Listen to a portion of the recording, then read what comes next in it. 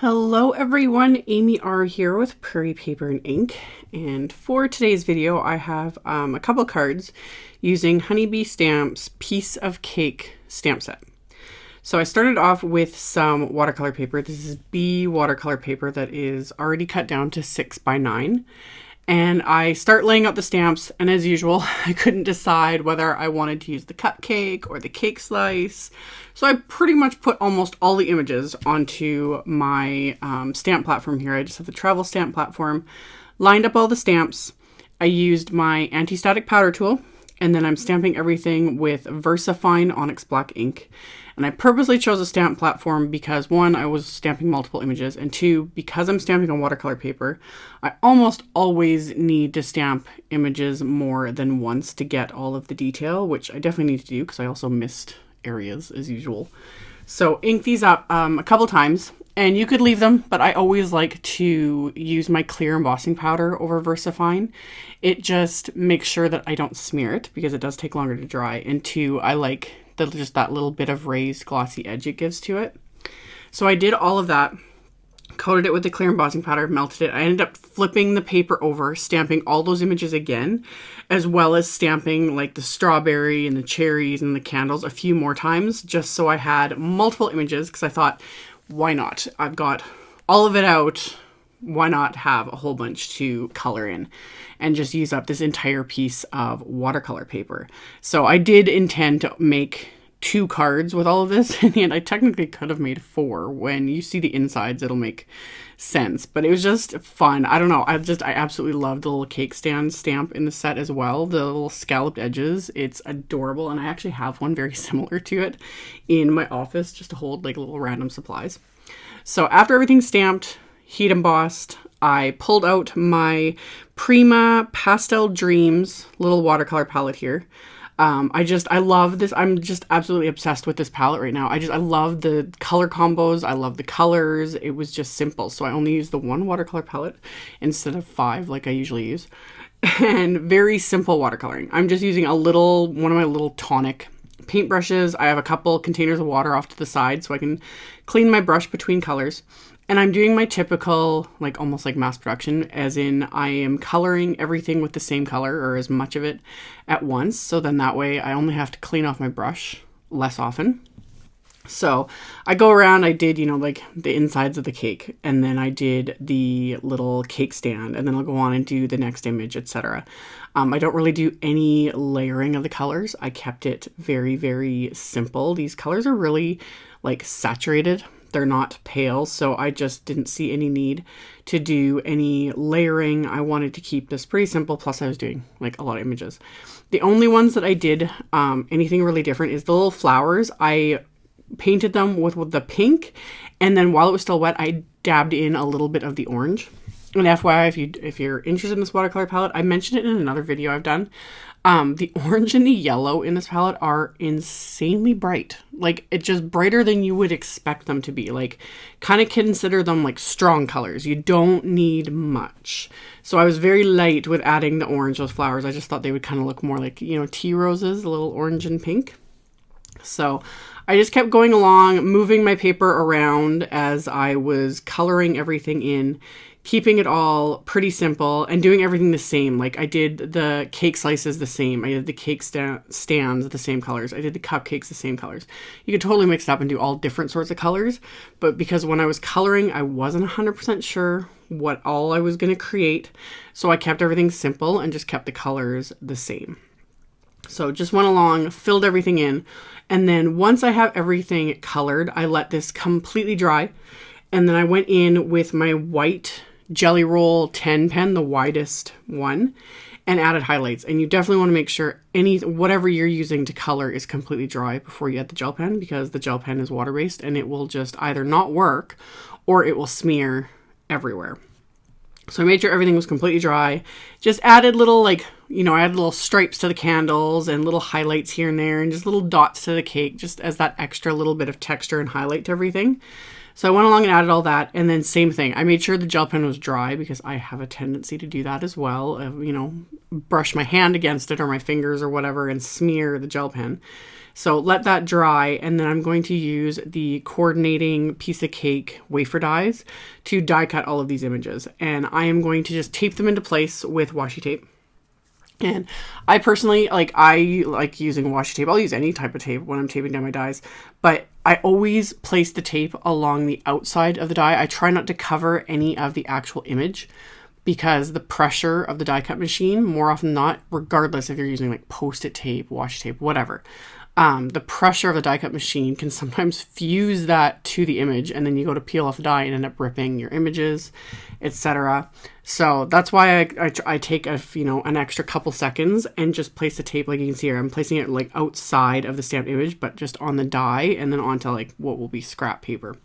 So that just helps to prevent any of those little oopsies, because I've learned that the hard way. Color everything, die cut it, go to remove the dies and tear the image because I placed the tape over it. So I did all my die cutting, and then I also die cut some white cardstock with the second largest of the Honeybee Scallop A2 wafer dies.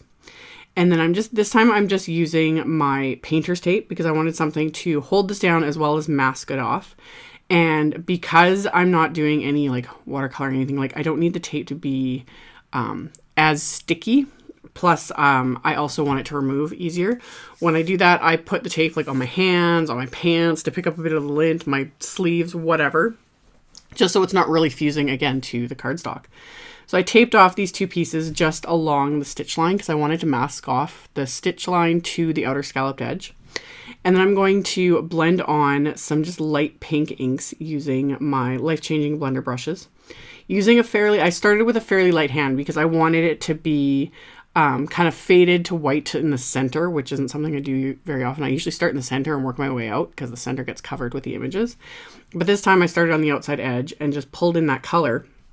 And then I went in with a slightly darker, more peachier shade of pink and just very lightly added that as well. And it looks a tiny bit splotchy at first, but it will, as it dries and soaks into the cardstock, it smooths out so nicely and just creates, this perfect pink background. And I was going to leave it here, but again, I can't help myself, and I am a magpie and I like the sparkly. So I pulled out the Honeybee Polka Dots background stencils, and I just used the one with the smallest dots. Just held it in place with my fingers, didn't bother taping it down. And then I'm just scraping some Moonstone Glimmer Paste from Tonic, my absolute favorite one. And I'm not doing it perfectly either. I'm not going, from edge to edge. I just wanted it mostly concentrated in the center areas. Just again, for that glimmer and shimmer and sparkle. So I did that with both. And then I immediately took my stencil and the palette knife to the sink and cleaned them off. I don't even put them in a dish of one. I don't keep a dish big enough of water. People do that. If you can do it, great. I can't. I would knock that over, or my cat would get in here and manage to knock it over. She's obsessed with water but hates it. Anyway, I take mine to the sink, wash it off immediately so that the glitter paste cannot dry on my stencil because it is horrible to try and remove after it's dry.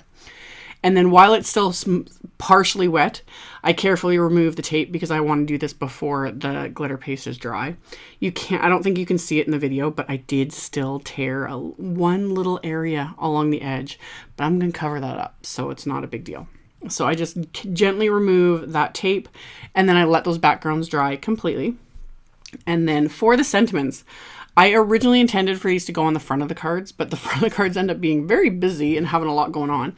So this, you could totally skip this step and just stamp the sentiments on the inside of the card, because that's what I'm using them for. But my original thought was to use these on the outside. So I die cut the word love in the outline, which come in that set. And then I grabbed some black cardstock and I grabbed another sentiment from the piece of cake set. And I'm just going to stamp this with clear embossing ink onto this black cardstock, and I'm going to heat emboss it with some detail white embossing powder. And I just flip the cardstock around while I have it in my stamp platform so that I can get 2 die cuts out of this, since I'm making 2 cards. And then I'm going to coat both ends with that detail white embossing powder and melt that with my heat tool. And then I'm going to die cut those with one of the Banner Builder wafer dies. So, like I said though, that you could skip and just stamp the entire sentiment onto the inside of the card. It's still, I like how it turned out. It's just my original plan was to die cut these and then add them with the cake stand and all the images, but I didn't want to cover up any of the images once everything was adhered. So I did stamp the sentiments, the remaining sentiments on the inside of the cards before I adhere the rest, because that's usually what I end up doing is I end up adhering everything to my card front, and then it makes it more difficult to stamp the inside because I've got so much, bulk and everything going on. So I stamped the sentiments using the peachy color of ink. And then to assemble my card fronts, I have some of my favorite black and white striped pattern paper. I'm going to adhere that to my card base. And this is an A2 size card, so 4 1/4 by 5 1/2. I cut the pattern paper slightly smaller, so I got my little white border. The scalloped rectangle, I pop on with some foam tape to get that really good and adhered and popped up for dimension. And then all the images I adhered with foam tape as well, because I'm adhering them over that glitter paste that is dry, of course. But I find the easiest way to adhere over anything you've used glitter paste on is foam tape, because it really adheres over the glitter paste and keeps the images you're adhering more flat because you've got all that texture and dimension with the glitter paste. So this makes it the easiest, in my opinion, over any other type of adhesive. So I've created my scene on the card, and then this is what I decided to use with all those extra images I had colored, was to adhere them on the inside. And then when I adhered these sentiments I had stamped and die cut, I was like, this could have been like 2 more cards. So you could technically get 4 if you really wanted to, but I do love how this looks on the inside too. It's just, you open it up and you have another entire scene. But if I wanted to keep it simpler, I would just stamp everything, in color ink, and it'd be fine. So the second card, that's what I use the cupcakes on. So I've got a happy birthday card and a more like Valentine love card. And then as a final bit of embellishment, I'm just adding some of these little candy hearts from Honeybee. And that's where I'm using one on the very edge there on the lower left to cover up that little bit of a tear so you can't see it. So I'm just going to adhere those into place with some craft tacky glue, and that's going to finish off the cards. So as always, I will have a link below the video to the blog post. I'll have a supply list with links to all the supplies used, so you can check that out below if you are interested. Thank you guys so much for watching and subscribing and thumbs upping and commenting on my videos. I really appreciate it. And I will see you all very soon in the next one. Bye.